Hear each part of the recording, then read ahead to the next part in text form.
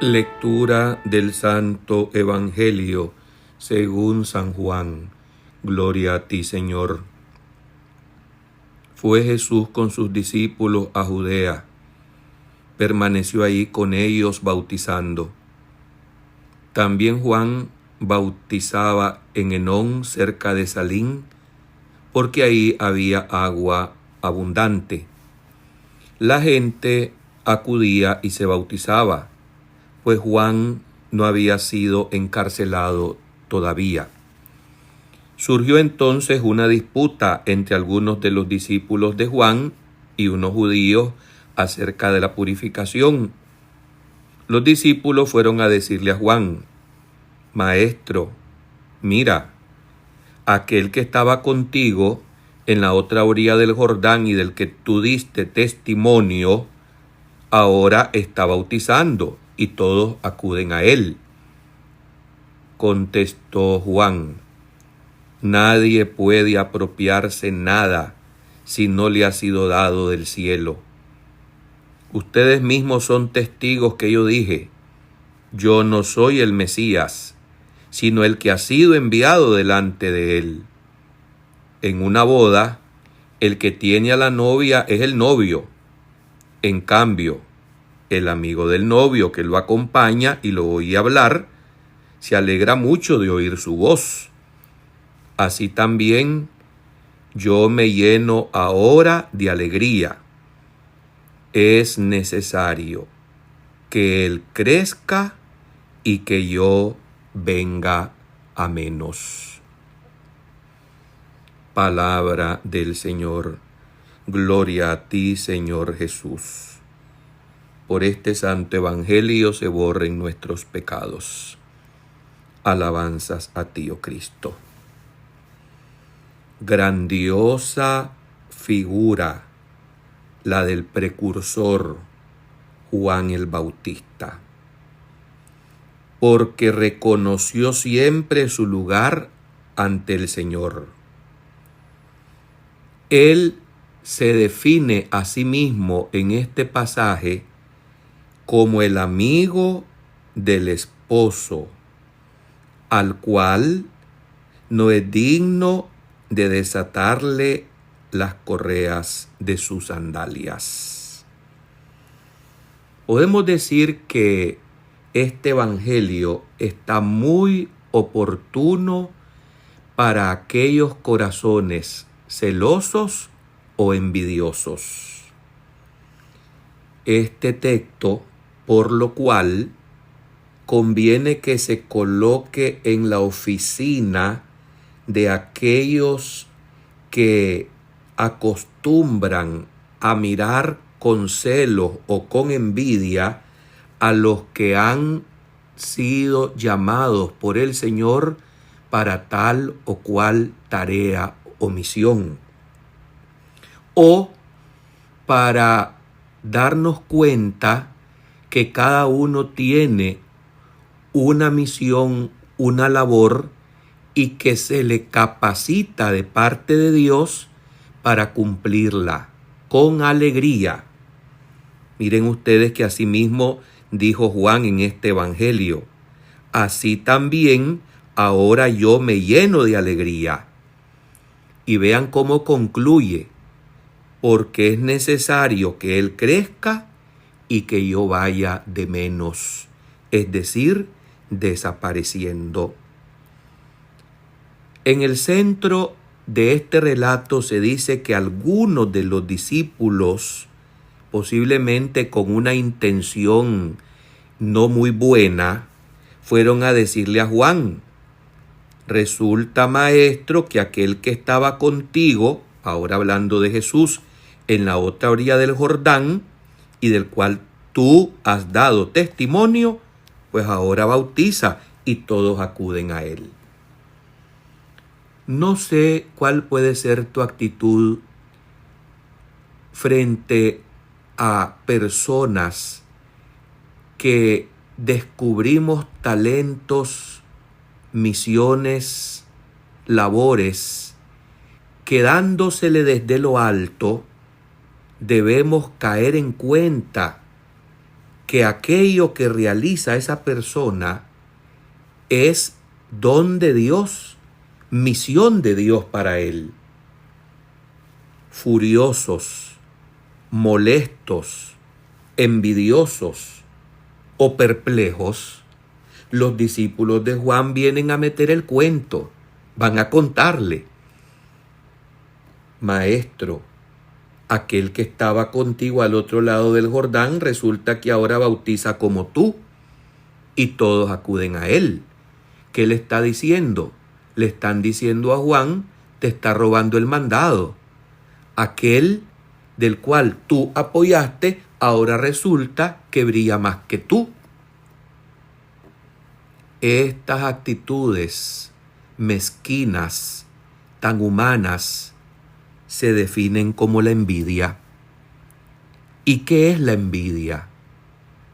Es un pecado capital que causa una tristeza desordenada del bien del prójimo, en cuanto sobrepuja y oscurece el nuestro.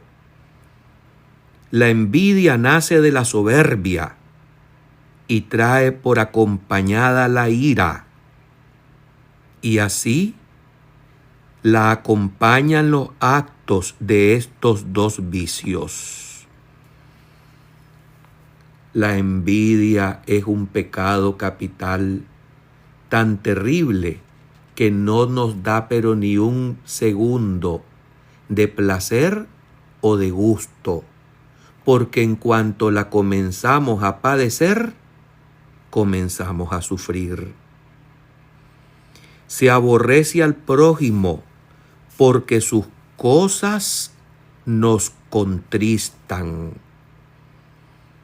El envidioso se goza de ver caído al otro, y si no lo ve caído, incluso provoca su caída, murmura de él, de sus cosas, procurando apocarlas y hundirlas, poniendo medios, aun sea lo que sea, para cortarle la cabeza al otro. De hecho, hermanos, así le pasó al precursor. Cuando Herodes, el títere rey Herodes, le mandó cortar la cabeza por instigación de una mujer que era su amante, porque le veía con rabia, ya que decía el precursor la verdad. Este es un momento duro. ¿Por qué? Hacía falta ser un Juan Bautista para decir: me gozo, me alegro, porque ya ha llegado la plenitud de los tiempos.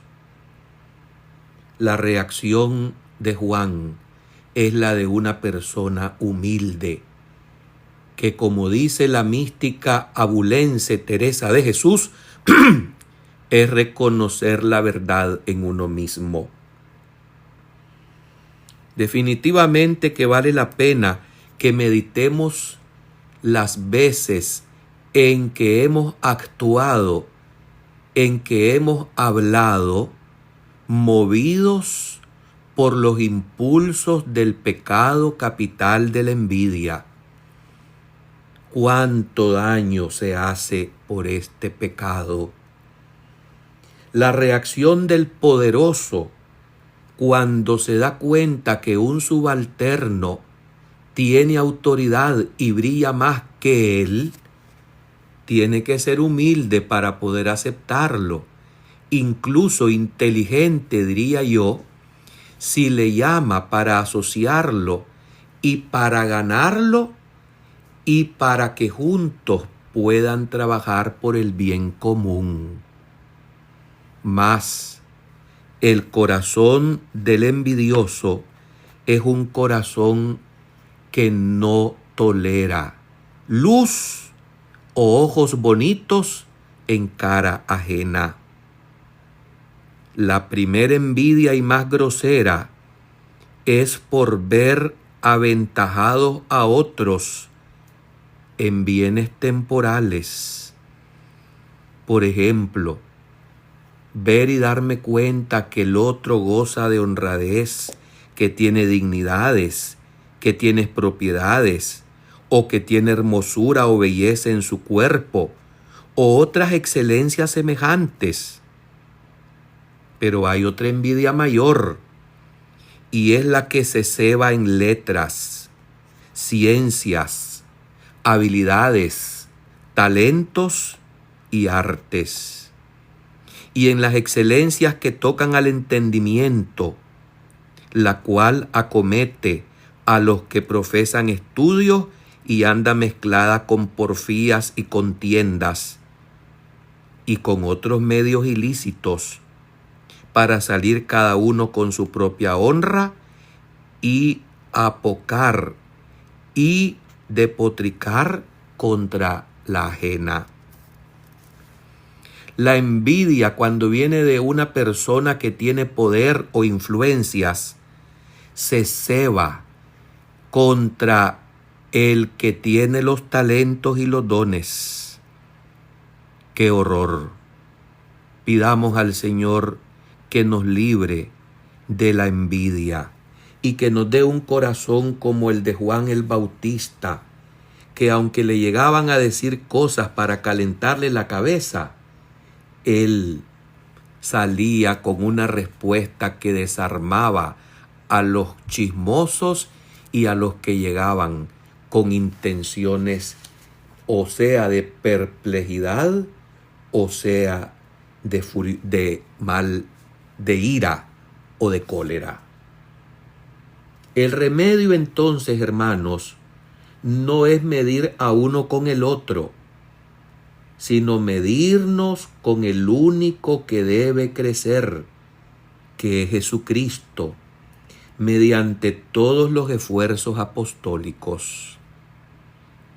Me decía un amigo obispo hace unas décadas, de las envidias, la clerical es la más peligrosa, porque se disfraza como lo hizo Herodes ante los magos de Oriente, cuando les dijo: vayan, averigüen qué hay de ese niño, y cuando ya lo tengan localizado, díganme dónde está, para yo también ir a adorarlo.